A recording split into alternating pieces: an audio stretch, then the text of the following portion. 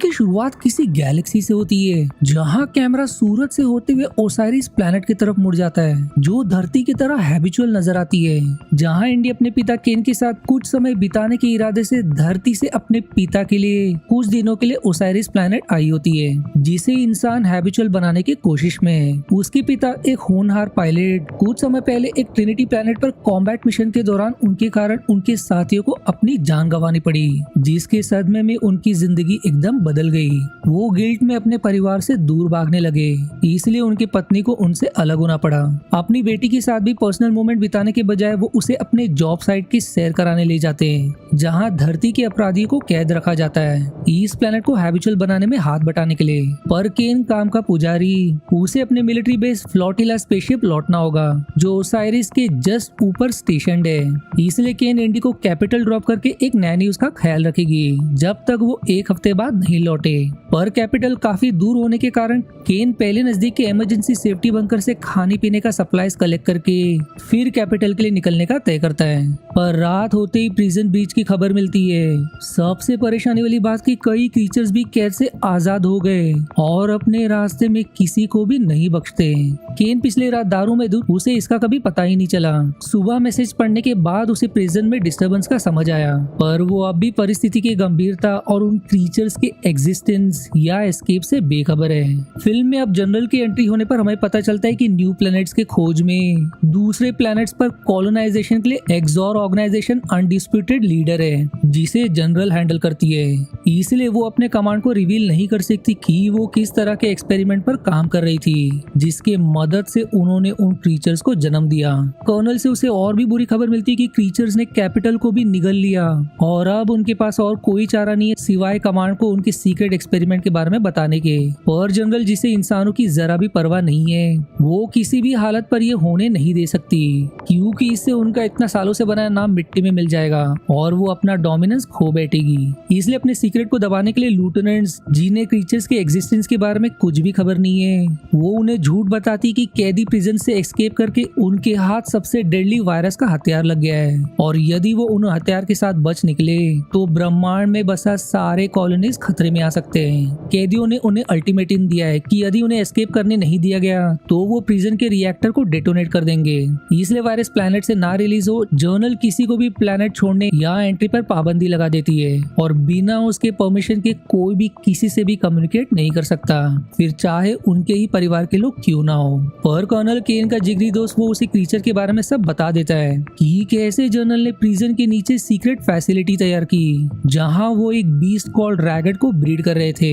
उनका प्लान तब तक बीस्ट को क्रिएट करना था जब तक वो न्यू हैबिचुअल प्लैनेट की खोज ना कर ले, जहां वो उन बीस्ट को रिलीज करके वो उस प्लैनेट पर बसे एग्जिस्टिंग स्पीसीज को एलिमिनेट करके उस प्लैनेट पर कब्जा कर ले। पर अब वो किसी तरह एस्केप कर गए और उनका झुंड कैपिटल की तरफ बढ़ रहा है। क्योंकि अब बीस्ट को रोका नहीं जा सकता, इसलिए जनरल ने अपने एक्सपेरिमेंट को दबाने के लिए 23 घंटे के बाद खुद रिएक्टर्स डेटोनेट करने वाली है जिसके भयंकर विस्फोट में कोई नहीं बचेगा।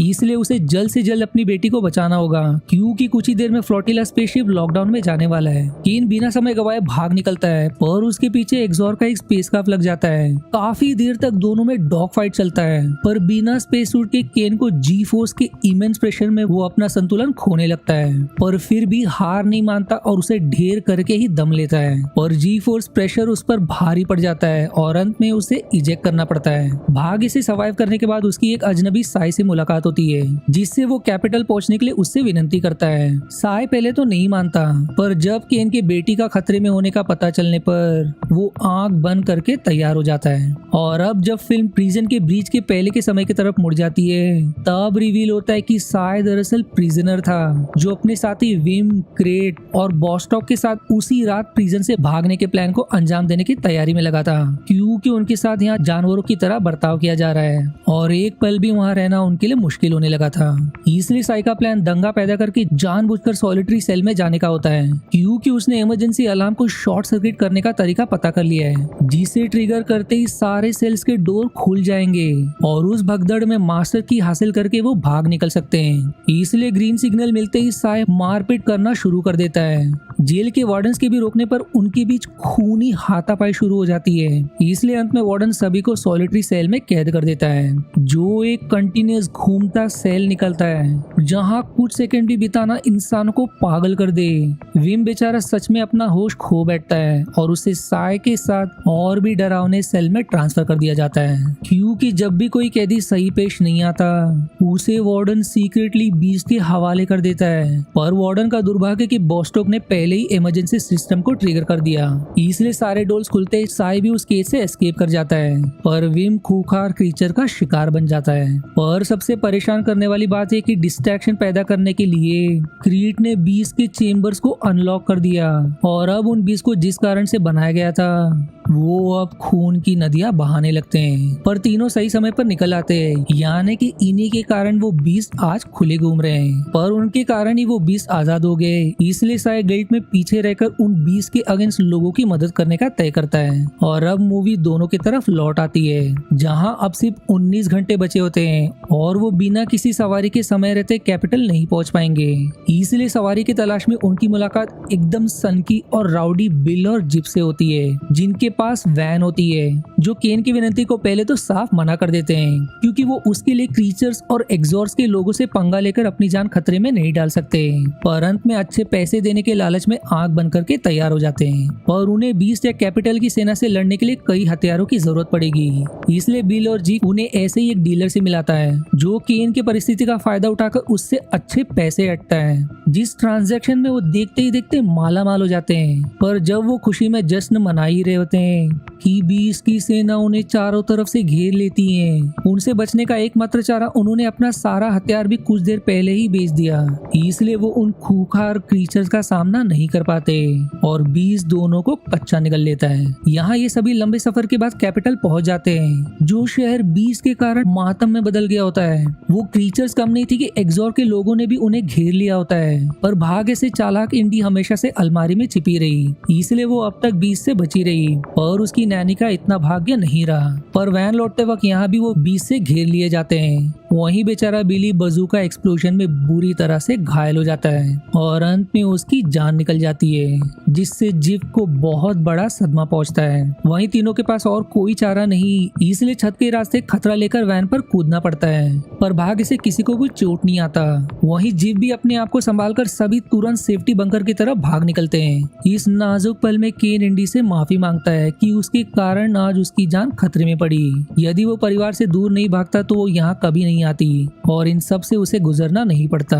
पर दिल की भली मासूम इंडी उन्हें माफ कर देती है। और अब सिर्फ कुछ ही समय बाकी डेटोनेशन के लिए। अब एग्जॉर का एक स्पेसक्राफ्ट उनके पीछे पड़ जाता है। वो चाहे जितना भी कोशिश कर ले, पर एक स्पेसक्राफ्ट के नजरों से नहीं बच पाते, इसलिए देखते ही देखते वो स्पेसक्राफ्ट उन पर अंधाधुंध गोलियां बरसाने के बाद निकल जाता है। इतने भयंकर शूटिंग के बाद भी भाग्य से साय और इंडी बच जाते हैं, पर केन बेचारा गोलियों से छलनी हो गया होता है। अब सिर्फ कुछ ही मिनट्स बाकी होते। इंडी अपने पिता के लिए गिड़गिड़ा रही होती है, पर साय को उसे लेकर बंकर की तरफ भागना ही पड़ता है। वो कैसे तो करके बंकर के करीब पहुंच जाते हैं, पर पूरा गुफा बीच से रेंग रहा होता है, जिसमें से एक साय को काट लेता है। पर फिर भी हिम्मत करते हुए दोनों विस्फोट से जस्ट पहले बंकर में खुद को लॉक कर लेते हैं और भाग्य से उस विनाशक एक्सप्लोजन से बच जाते हैं। पर साय उन बीस के इन्फेक्शन से अब खुद भी बीस्ट में बदलने लगता है। इससे पहले कि ऐसा हो और इंडी की जान खतरे में पड़े, वो खुद को खत्म करने के इरादे से इंडी से किसी भी तरह की औजार की विनती करता है,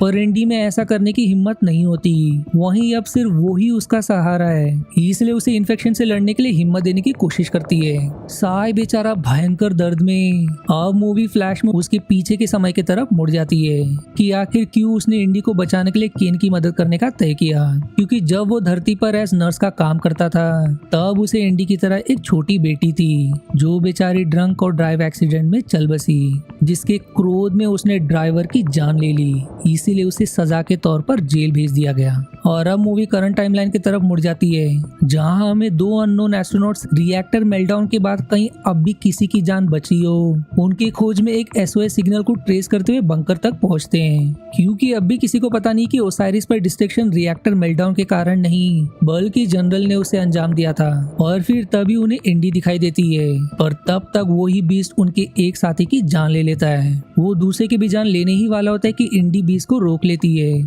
और उसे उन्हें तुरंत चुपके से फ्लोटिला स्पेसशिप ले चलने का धमकी देती है, जो स्पेसशिप धरती के लिए निकला होता है। और अब जब सफर के दौरान इंडी बीस को साय कहकर बुलाती है, तब ये क्लियर होता है कि वो बीस दरअसल साय है, जो बीस्ट में बदल जरूर गया पर उसमें अब भी इंसानियत बरकरार है। और ये फिल्म उनके घर लौटने की खुशी से ही समाप्त हो जाती है। आशा है आपको मेरी एक्सप्लेनेशन पसंद आई। यदि हाँ तो प्लीज वीडियो को लाइक करना और चैनल को सब्सक्राइब करके सपोर्ट करना ना भूलें। मिलते हैं अगले एक्सप्लेनेशन वीडियो में, तब तक के लिए धन्यवाद दोस्तों।